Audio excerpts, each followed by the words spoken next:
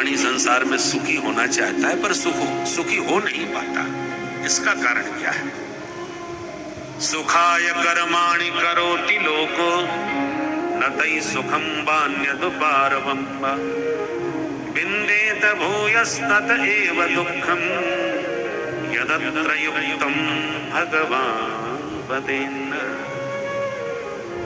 सुनकर के प्रसन्न हो गए मैत्रेय मुनि और बोले, आइए विदुर जी, तुम साक्षात धर्म के अवतार हो। मांडव्य मुनि के शाप से ही धर्मराज को विदुर रूप धारण करके अवतार लेना पड़ा। देखो, प्रत्येक प्राणी सुखी होना चाहता है क्योंकि सुख निधान का अंश है।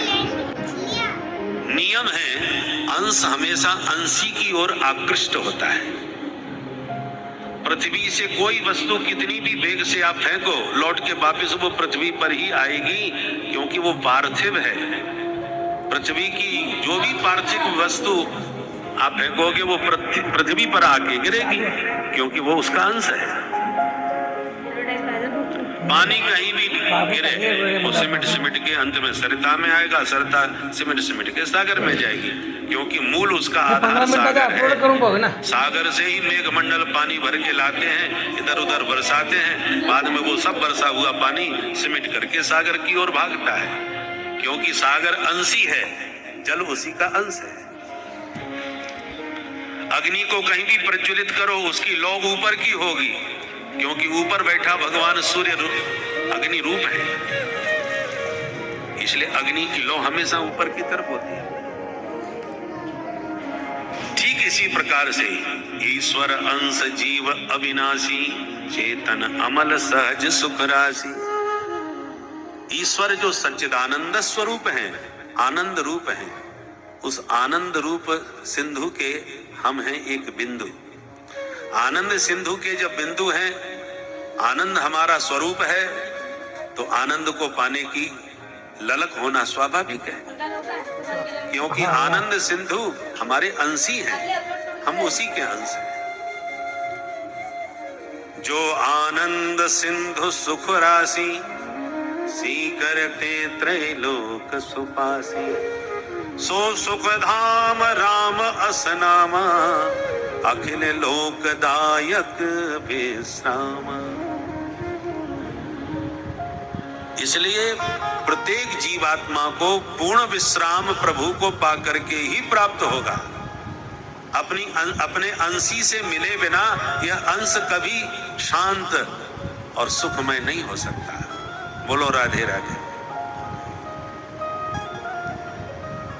माता जानकी जी शांति स्वरूपा है, शांति सीता समानीता, और राम जी आनंद सिंधु हैं।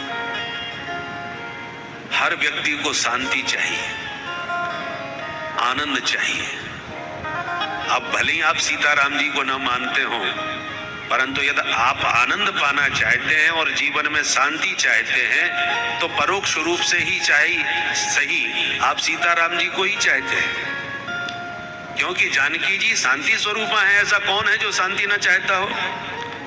राम जी आनंद सिंधु हैं, तो ऐसा कौन है जो आनंद जीवन में न चाहता हो? और दूसरी बात, सारा संसार द्वंद्व में है। कोई ना कोई विपक्ष में बैठा है, सुख के विपक्ष में दुख बैठा है, दिन है तो रात है, लाभ है तो हानि है, द्वंद्व में है संसार। आनंद का कोई द्वंद्व नहीं है। सुख के विरोध में तो दुख खड़ा है, पर आनंद का विरोधी क्या होगा? आनंद का उल्टा कोई करे तो क्या होगा? कुछ नहीं, आनंद आनंद ही है, उसका कोई विरोधी नहीं। हर व्यक्ति को आनंद चाहिए, शांति चाहिए। अच्छा, वानरों को आनंद रूप राम जी मिल गए, परंतु राम जी ने कहा शांति रूपी जानकी जी का पता लगा के आओ। जीवन में पूर्णता तभी आएगी जब आनंद और सुख, वो शांति दोनों मिले। यार सुख रूप राम जी भी है, सो सुख धाम राम है, सुख धाम राम है, तो सुख और शांति सब चाहिए भाई। तो सुख मिल गया तो शांति भी मिलनी चाहिए, शांति मिल गई तो सुख भी मिलना चाहिए। हनुमान जी को राम जी मिल गए तो जानकी जी को खोजने गए, उधर मिल गए विभीषण जी। विभीषण जी कहते हैं जानकी जी हमको मिली हुई हैं, हम देखते हैं, पर राम जी नहीं मिले हमको। तो एक काम करो, दोनों समझौता कर लेते हैं, दोनों भैया। क्या बोले? जानकी जी तक हम तुम्हें पहुंचाएंगे, राम जी तक तुम हमें पहुंचा देना, तो दोनों परिपूर्ण हो जाएंगे। हनुमान जी राम जी से मिल करके जानकी जी को पाने आए हैं, और विभीषण जी जानकी जी को पाए हुए हैं पर राम जी को पाना चाहते हैं। तो हनुमान जी जब लंका में आए तो सकल जुगत विभीषण सकल बताई। जानकी जी तक तुम कैसे पहुंचोगे, वो सारी युक्ति विभीषण जी ने बताई हनुमान जी को। और जब विभीषण जी राम जी की शरण में गए तो हनुमान जी ने सिफारिश लगाई, तब पूर्णता जीवन में आई। हम भी सब वानरों की तरह इस संसार की भवाटिबी के जंगल में भटकते फिर रहे हैं शांति की खोज में, और शांति मिल नहीं रही। हर व्यक्ति अशांत है, क्लांत है, और भवाटिबी, भव माने संसार, अटवी माने जंगल। ये संसार बड़ा घनघोर जंगल है। वानरों ने भी जंगलों में ही खोज कराई, जानकी जी की खोज कर रहे हैं पर मिल नहीं रहे। भूख प्यास से छटपटाने लगे बंदर। हम भी संसार के जंगल में भटक रहे हैं शांति की खोज में। हर व्यक्ति को शांति चाहिए, परंतु सब भूखे हैं। कोई रुपयों का भूखा है, कोई पद का भूखा है, कोई प्रतिष्ठा सम्मान का भूखा है। सबको किसी न किसी की भूख लगी है और उस क्षुधा को मिटाने में ही भागते फिर रहे हैं। शांति किसी को नहीं मिल रही। हनुमान जी साथ में थे तो वानरों से कहा कि चलो हम तुम्हारी भूख मिटाएंगे। कहाँ चले? बोले उस गुफा के द्वार में चलो, जिसमें पक्षी जा रहे हैं, आ रहे हैं, वहीं पर हमारी भी भूख मिटेगी। तो जैसी गुफा के द्वार तक हनुमान जी ने पहुंचाया, तो वानरों से कहा जाओ घुसो भीतर। बंदर बोले हम नहीं घुसेंगे, अंधेरा ही अंधेरा दिख रहा है इस गुफा में, हमको तो बड़ा डर लग रहा है भाई। हनुमान जी बोले अच्छा तो तुम हटो, मैं घुसता हूं, तुम मेरे पीछे पीछे आओ। तो सब पीछे पीछे घुस गए, और जैसे ही प्रवेश किया तो दिव्य प्रकाश, अंधकार तो पहले मिला, उसके बाद जो प्रकाश मिला वो प्रकाश कोई और नहीं, उसका नाम था स्वयं प्रभा।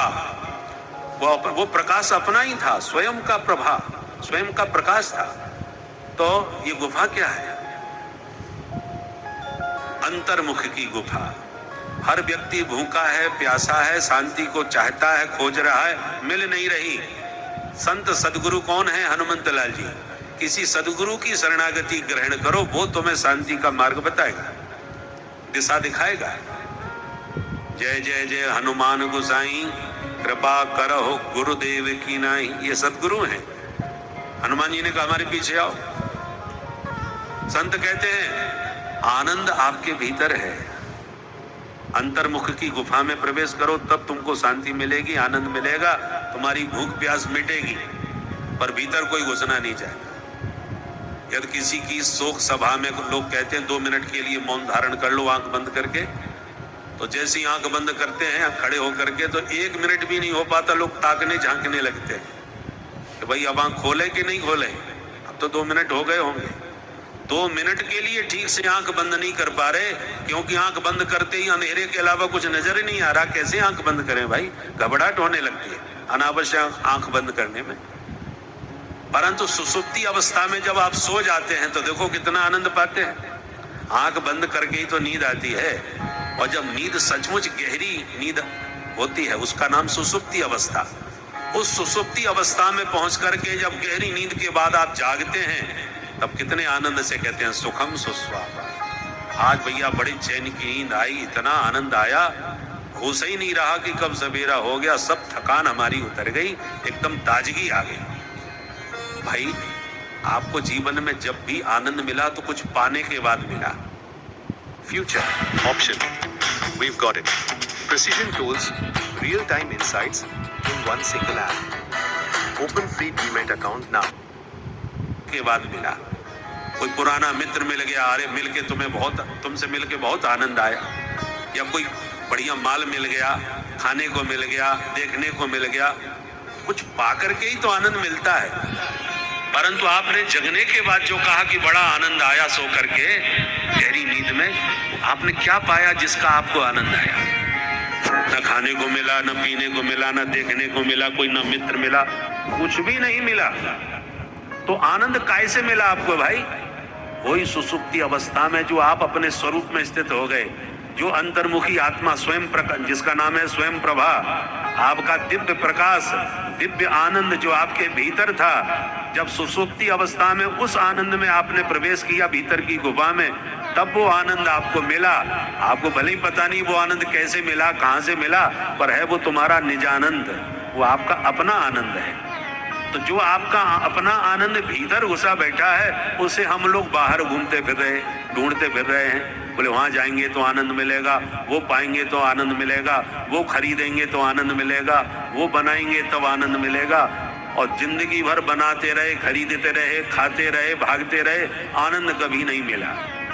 क्योंकि आनंद बाहर होवे तब न मिलेगा। बाहर जो आनंद तुम्हें दिखता है वो डुप्लीकेट है, नकली है? दुखालयम अशाश्वतम, जो दुख का घर है संसार, उसमें आप शाश्वत आनंद सुख ढूंढना चाहो, कैसे मिलेगा? है ही नहीं। गर्मी के मौसम में सेठ जी ने अपने बेटे को 100 का नोट दिया, जरा बढ़िया से आम खरीद लाओ बेटा। फलों की दुकान पर बच्चे ने 100 का नोट पकड़ाया, आम मांगा, उसने दे दिया। आम लेके घर आया, पिता ने कहा ठंडे पानी में डाल दो, तो डाल दिया। 4 घंटे बाद आकर के कहा अब निकालो फल, ठंडे हो गए होंगे, बढ़िया खाएंगे, चूसेंगे। निकाल के देखा तो मिट्टी पड़ी है। कहां से आम लाया भाई? बोले बाजार से लाया। चल बता तो सही किसने दिए? जाकर के दुकानदार से सेठ जी ने झगड़ा चालू कर दिया, कैसे आम दिए? कोई खाने के मतलब का नहीं निकला। दुकानदार ने कहा नाराज बाद में होइए, पहले दुकान का बोर्ड तो पढ़ लीजिए, स्पष्ट लिखा है नकली फलों की दुकान। हमने किसी को धोखा क्यों दिया? बोर्ड लगा रखा है। आपके बेटे ने हमसे कहा रुपया लो, हमको आम दो, हमने आम दे दिए। हमको क्या मालूम खाने को ले जा रहा है कि सजाने को ले जा रहा है। हमारे यहाँ सारे फल मिलते हैं पर मिट्टी के, नकली हैं, वो घर को सजाने के लिए लोग खरीद लेते हैं। आपने आम मांगा, हमने दिया। धोखा क्यों किया जब साइन बोर्ड लगा रखा है? उसी प्रकार भगवान ने देखा कि दुखालय संसार है, लोग फंस न जाएं, इसलिए कह दिया दुखालयम अशाश्वतम, ये संसार अशाश्वत है, दुख का घर है, धोखा मत खाना। जब भगवान ने साइन बोर्ड स्पष्ट लगा दिया दुखालय कह करके, अब आप यहाँ सुख क्यों खोज रहे हो? आलय का अर्थ क्या होता है? घर। दुखालय का अर्थ क्या हुआ? दुखों का घर।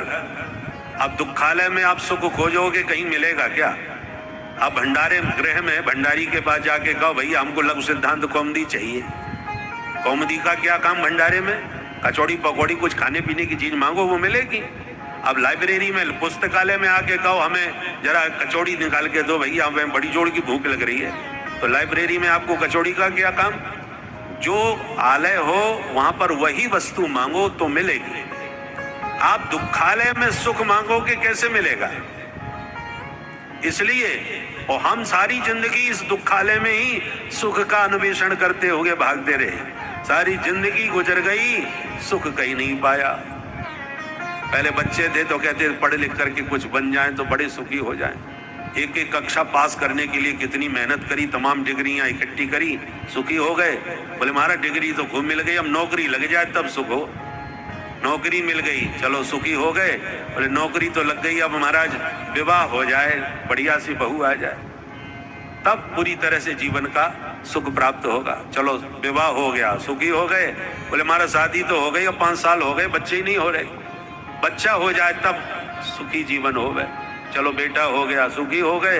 बोले बेटा तो हो गया, अब ये कुछ पढ़ लिख जाए, बन जाए, नाम रोशन करे, तब आनंद आवे। अब ऐसी जिंदगी का पूरा सफर करते करते मरने तक पहुंच गए, कभी जिंदगी में ये पूरी तरह नहीं कह पाए कि अब हम पूरी तरह सुखी हो गए। कोई नहीं हो पाए। जिंदगी भर सुख का ही पीछा करते हुए भागते रहे, सुख कहीं नहीं पाए।